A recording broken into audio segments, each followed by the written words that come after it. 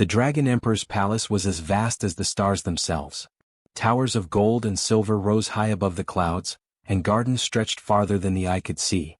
Dragons of all sizes moved through the halls, their wings brushing the ceilings, their eyes sharp and proud. Yet, in the quietest corner of this mighty palace, a small room sat almost forgotten. In it lay the Emperor's youngest son. The child was weak. His scales were pale and soft, not yet shining like those of other dragon children. He could not roar, and his tiny wings trembled when he tried to lift them. The palace officials whispered about him behind closed doors. "He is not like the others," they said. "He will never be strong enough to carry the Empire's name." Slowly they stopped visiting. Slowly they stopped caring. The Emperor himself rarely came. He was busy with matters of war, trade, and rulings that spanned thousands of planets. Once he had looked at his son with hope, but now even his gaze seemed distant. The child, despite his royal blood, felt invisible.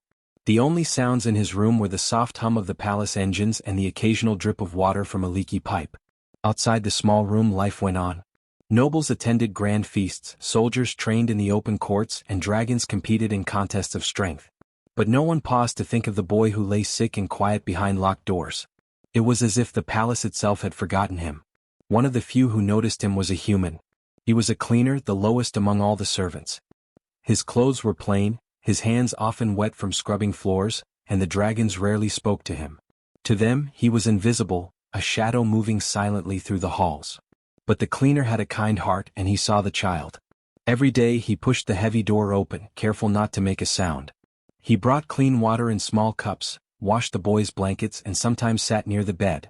He did not speak much because he knew the child was tired, but he hummed soft tunes that he thought might make the boy feel less alone. The dragons outside would never understand why a human would care for a dragon child. The boy's name was whispered only by the cleaner. He called him Little One, because the boy had no strength to even lift his head. Sometimes the child's eyes opened, small and bright, looking at the cleaner with curiosity. No one else had looked at him like that in days, weeks, maybe months. The cleaner would smile and say nothing, simply holding the cup of water until the boy could sip it. The palace doctors had visited only a few times. They checked the child quickly and left, speaking in cold tones about weak blood and poor survival chances. The nobles agreed with them. If a dragon could not grow strong, they said it was better to focus on the others. The child's room became quieter, colder. The sun's light barely reached him because the tall towers blocked most of it. Yet the cleaner kept coming. One morning, the child's breathing was more labored than usual. The cleaner noticed and sat closer, gently placing a hand on the boy's small shoulder. The child's eyes fluttered open and a soft sound came from his throat. The cleaner realized that the boy could not call for anyone else. No one in the palace would come. No one else would care. He stayed until the end of the day, keeping the boy warm, adjusting blankets, and whispering words that no dragon would understand. "You are not alone," he said softly. "I am here." The child's eyes followed his movements, and for the first time in weeks, a small flicker of comfort passed over his face. Outside the room, the world continued as usual. Dragons trained, nobles laughed, and the emperor's advisors debated plans for conquest. None of them knew about the small human who sat quietly in the corner, silently guarding the boy who had been forgotten. To them, the boy was unimportant, a weak link in the chain of the empire. To the cleaner, the boy was a life worth protecting. Days passed and the boy grew slightly stronger. Each sip of water, each clean blanket, and each gentle word from the cleaner gave him a little more courage to breathe, to move, to live. The palace had not changed. The officials still ignored him. The emperor still rarely came. But in the small room, a spark of hope remained, burning quietly like a hidden star. The cleaner knew he could not stay forever, that his duties as a servant would call him away. But he promised himself silently that he would always return. No matter what the palace thought, no matter what the doctors said, no matter how small or weak the child seemed, he would not let the boy suffer alone. For the first time in his life, the Dragon Emperor's youngest son felt seen. Not by dragons, not by rulers, not by the world that had already turned its back. But by a single human cleaner, a shadow among the mighty who cared enough to stay. And in that quiet, forgotten room, the boy began to dream, not of strength or power but of being safe, being cared for, and being remembered. And for now that was enough. The human cleaner moved through the palace halls quietly, his mop and bucket in hand. He passed rooms full of gold, silver, and precious crystals, but he never stopped to admire them. To him the treasures meant nothing. What mattered was the small room where the Dragon Emperor's youngest son lay, weak and alone. No dragon looked at him as he worked.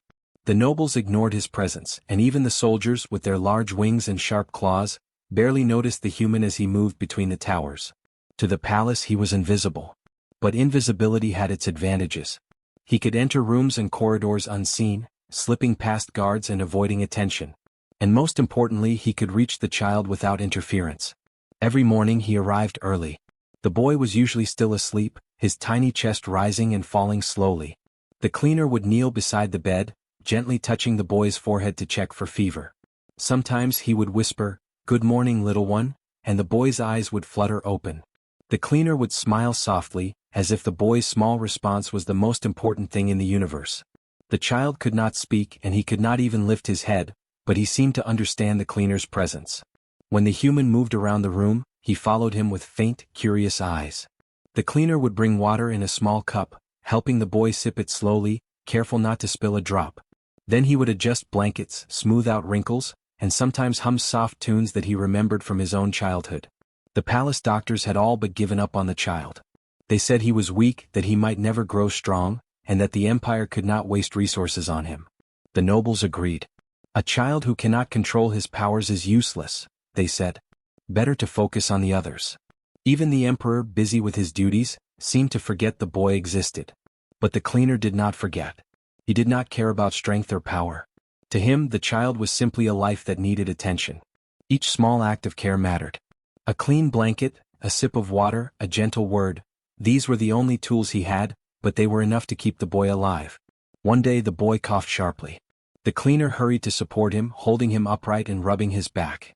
The child's eyes looked frightened, and a quiet sound came from his throat. No one else would have noticed. No one else would have acted. But the human cleaner was there, steady and calm. "It's okay, little one," he whispered. "I'm here. You're safe." The boy's tiny hand rested on the cleaner's arm, almost as if he understood that he was no longer alone. The cleaner's work was not easy. He faced the judgment of dragons who thought humans were weak and insignificant. He faced the endless demands of the palace, scrubbing floors, polishing walls, and cleaning corridors that seemed to stretch forever. And yet, every day he returned to the small room, carrying hope like a secret treasure. Sometimes he imagined what it would be like if the boy could walk freely in the palace, if he could play with the other children, if he could use his dragon powers. But he knew that dreams like these were dangerous. The nobles would not allow it. They would punish weakness. They would laugh at attempts to nurture something so fragile. So, the cleaner kept his dreams quiet, hidden in his heart, while he focused on what he could do, being present, being kind, and keeping the boy alive. Days turned into weeks. Slowly, the child began to show tiny signs of improvement.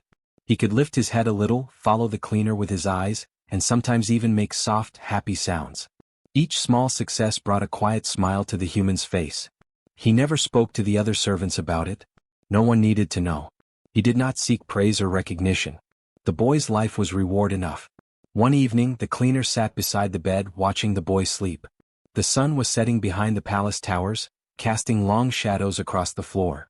For a moment, the human allowed himself to imagine a world where humans were respected, where dragons and humans could work together, and where kindness was more powerful than fear. He knew it was a distant dream, but it was still worth imagining. As the stars appeared in the sky above the palace, the cleaner whispered, "I will not leave you, little one. No matter what happens, I will be here." The boy stirred slightly as if he could feel the promise. In that quiet room filled with shadows and silence, a bond formed between the human and the child. A bond stronger than gold, stronger than fear, stronger than the empire itself. Outside, the palace continued its routines. Nobles dined in golden halls, dragons trained their wings, and the emperor held council over distant planets. None of them saw the human, and none of them cared about the sick child. But in the small, forgotten room, a quiet resistance was growing. It was not a battle of fire or claws. It was a battle of patience, compassion, and humanity. And for the human cleaner, that battle was already won. For the first time in his life, the Dragon Emperor's youngest son felt safe. Not because of power, not because of wealth, not because of royalty, but because a human had chosen to care. And in the vast, cold palace, that choice shone brighter than any treasure, brighter than any dragon flame, brighter than the stars themselves. The boy's condition had worsened. His breathing was shallow and his small body shook with every cough. The human cleaner knew that the palace doctors would not help. They had grown cold and distant, calling the boy weak and unworthy of attention. The nobles agreed with them, whispering that the Dragon Emperor had many other children, stronger children, who could continue the empire. The cleaner could not stand it any longer. He looked at the boy lying on the small bed, pale and fragile, and felt a surge of determination. The child could not wait. If someone did not act soon, he might not survive until morning. The human's heart pounded, but he knew what he had to do. He glanced around the quiet room. The halls were empty. The guards had gone to their posts in the outer towers, and the dragons had moved to their training grounds. No one was watching. No one would stop him if he acted quickly. He lifted the boy carefully into his arms. The small dragon child fit in his embrace like a fragile bundle of cloth, yet the cleaner held him firmly, determined not to let him fall. As he moved toward the door, a shadow passed across the room. A palace servant peeked inside and gasped. "What are you doing?" the servant whispered, fear in his eyes. "I am saving him," the cleaner replied softly. "No one else will." The servant shook his head and disappeared quickly. The cleaner did not wait for approval. He stepped out of the room and into the wide halls of the palace. The marble floors reflected the light from the chandeliers, and the walls were lined with statues of dragons from past generations. Normally, the cleaner would bow to the statues and sweep the floors quietly, unnoticed. Now, he walked straight past them, carrying the child as if the weight of the empire itself rested on his shoulders. Dragons passed him in the corridors, their wings brushing the ceilings. They looked at him with surprise, some even with amusement. "What is a human doing carrying a dragon child?" one whispered. Another snorted. "He will fail. Humans cannot carry the weight of dragons." The cleaner did not answer. He focused only on the child. Each step was careful, measured. He avoided obstacles, stayed away from patrols, and moved toward the city outside the palace gates. His muscles ached, but he did not stop. The boy's breathing was faint, and the cleaner felt panic rising inside him. He whispered words of comfort to the child. "Stay with me. You will be safe. I will not let them hurt you." Finally, he reached the massive gates of the palace. They were designed to keep intruders out, but he had access as a servant. He pushed the heavy doors open slowly, stepping into the streets where humans lived. The air smelled different here, fresh, less rigid, less full of power. People were walking, working, and living their lives. They saw a human carrying a small dragon child, and some paused in shock. Others rushed to help, offering water or blankets. At last, they arrived at a human medical center. The building was small compared to the grandeur of the Dragon Palace, but inside, people moved quickly and carefully. Doctors and nurses came forward immediately when they saw the child. The cleaner explained as best as he could. "He is very sick. Please help him." The humans worked together, placing the child on a soft bed, checking his vitals and giving him medicine. The cleaner stayed by his side, holding the boy's hand, whispering comfort. Hours passed and slowly the child's breathing stabilized. The color returned to his pale scales and the trembling stopped. For the first time in many days, the boy's eyes opened wide and looked around. He saw people who cared, who were gentle, who did not judge him for being weak. Meanwhile, news began to spread. Someone from the city had seen a human carrying a dragon child. Someone else had witnessed the boy being treated by humans. Soon, the story reached the ears of the Dragon Emperor himself. He had been busy with meetings and judgments across his empire, but now, curiosity pulled him. Who had dared to move his son from the palace? Who had dared to care when no one else would? The emperor arrived at the medical center. His presence caused a hush to fall over the room. He saw the boy, alive and breathing steadily. And he saw the human cleaner, quiet and calm, standing protectively beside him. The emperor's sharp eyes narrowed. He could not understand why a human, someone considered low and weak, had acted when the dragons around him had done nothing. The cleaner did not bow excessively, did not plead for favor. He only nodded respectfully and said, "He needed help, Your Majesty. No one else would act." The emperor looked at the boy, then at the human. For the first time he felt a quiet shock. Power had not saved his son. Wealth had not saved him. Status and nobility had not saved him. Only care, only courage, only action had done so. That night the child slept peacefully. The cleaner sat nearby, watching over him. Outside the city was quiet. The palace was far behind and the dragons could not reach him here. For now the boy was safe. And the human cleaner had proven something extraordinary. Sometimes, the smallest and weakest among us can make the greatest difference. And in that moment, The Dragon Emperor began to understand that courage and compassion were forces even he had underestimated. The morning sun cast soft light over the human medical center. Inside, the Dragon Emperor's youngest son slept peacefully. His small chest rose and fell evenly, and the faint color had returned to his scales. The human cleaner sat nearby, his hands folded on his knees, watching every small movement. He could finally breathe a little easier knowing the boy was safe. Word of the child's rescue had spread quickly through the city. Humans whispered among themselves, amazed that one of their own had dared to save a dragon prince. Some even shared the story with travelers who carried it far and wide. By the time the Dragon Emperor himself arrived, the tale had reached the palace and grown larger with every telling. The Emperor entered the medical center quietly. His wings were folded neatly behind him, and his sharp eyes scanned the room. He saw his son, alive and breathing steadily, and he saw the human cleaner standing beside him, calm and composed. For the first time the Emperor's expression softened. He did not fully understand what had happened, but he could feel the truth in the scene before him. How is this possible?" the Emperor asked, his voice low. His words were more to himself than to anyone else. He had always believed in the power of dragons, in their strength and authority. But here was proof that sometimes power alone was not enough. The cleaner bowed slightly, his face steady. "Your Majesty, the boy was very sick. No one in the palace would help him. I could not wait. I brought him here. The doctors saved him." The Emperor studied the human closely. He had seen humans before, had known them to be clever and capable in certain tasks. But he had never thought one could take action that mattered more than the judgment of the palace, more than the pride of dragons. Yet here he stood, witnessing it firsthand. The doctors explained the boy's condition in simple words. They spoke of human science, of medicines and careful monitoring that had allowed the child to recover. They spoke gently, not boastfully, as if this was a natural thing they had done. The Emperor listened silently, feeling a mix of surprise and admiration. Outside the medical center, the city had begun to gather. Humans, curious and proud, watched as dragons moved among them. Some had come to see the human who had dared to challenge the assumptions of the Empire. They whispered his name, spoke of courage and told stories of his care. The news traveled quickly, reaching distant planets in the Dragon Empire. The Emperor finally knelt beside his son. The child opened his eyes, small and bright, and looked at his father. For the first time, the boy felt safe not only because of the human cleaner but also because he knew his father had come. The Emperor reached out, gently touching the boy's tiny head. He did not speak, but his eyes said everything: relief, wonder, and a quiet shame for the neglect that had brought the boy to such danger.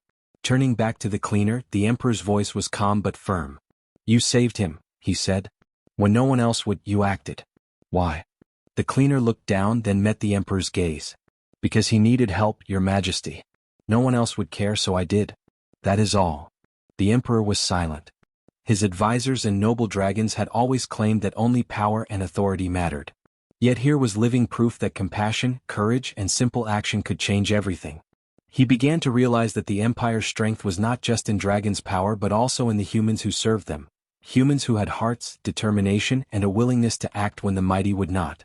For the first time, humans were seen not as weak or insignificant, but as beings capable of extraordinary deeds. The Emperor's mind raced with possibilities.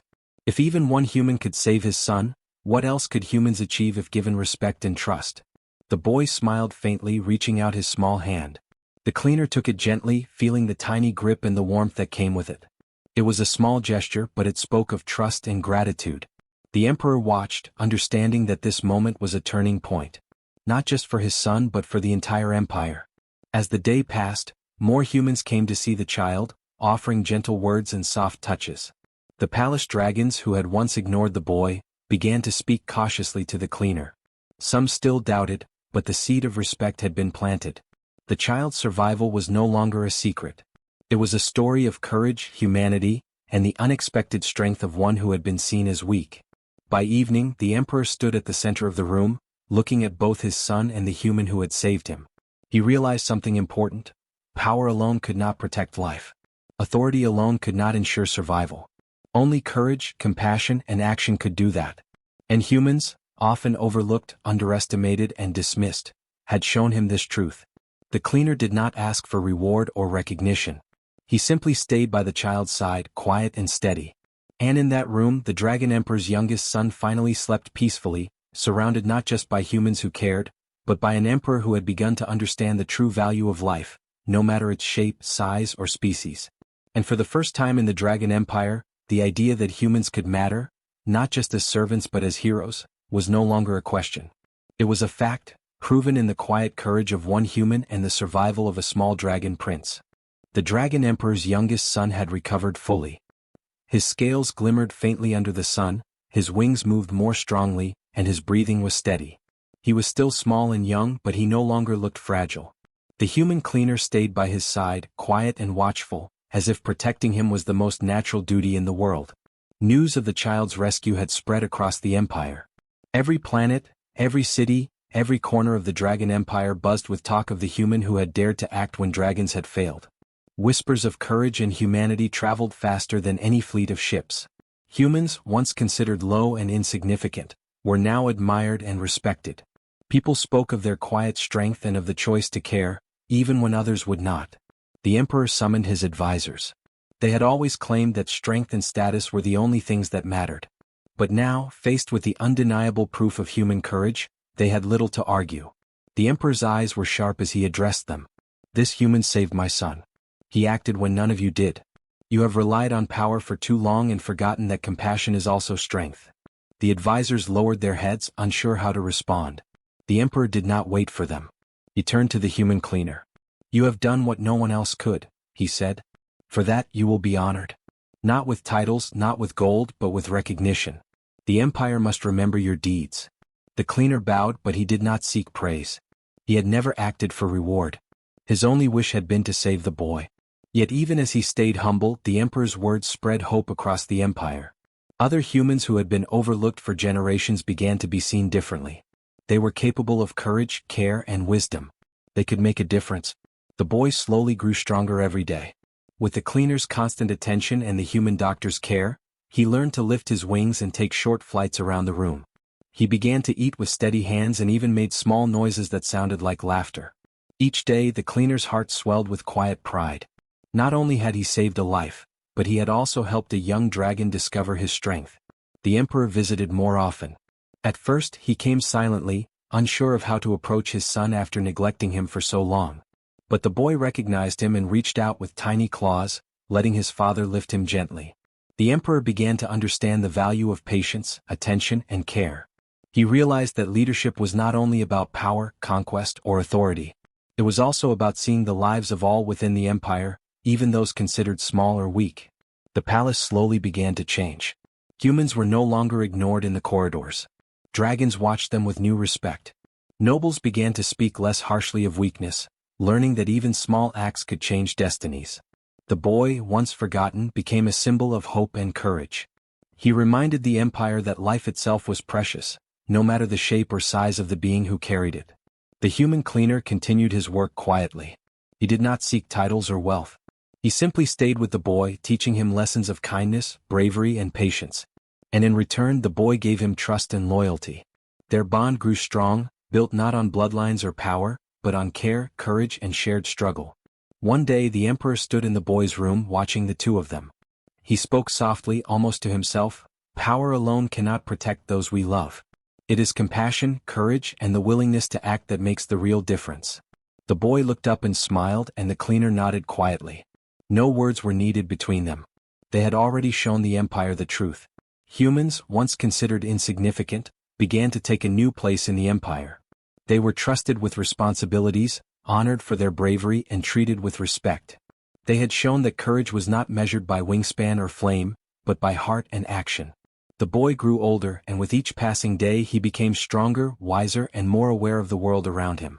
He remembered the human who had saved him, who had chosen action over fear, and who had cared when no one else would. And the human, though he remained humble, saw the impact of his simple acts of kindness. He had changed one life, and through it the empire itself. In the end, the Dragon Emperor's youngest son no longer felt forgotten. He no longer felt weak. He had survived, grown, and learned that even in a world of dragons and power, small acts of courage could create change. And the empire remembered one important truth: strength alone does not save. Compassion, courage, and humanity do. The cleaner continued his work quietly, but now every dragon, human, and noble in the empire knew his story. And for generations to come, it would be told. The story of a human who carried a sick dragon prince to safety, and how one small act of bravery could change the world forever.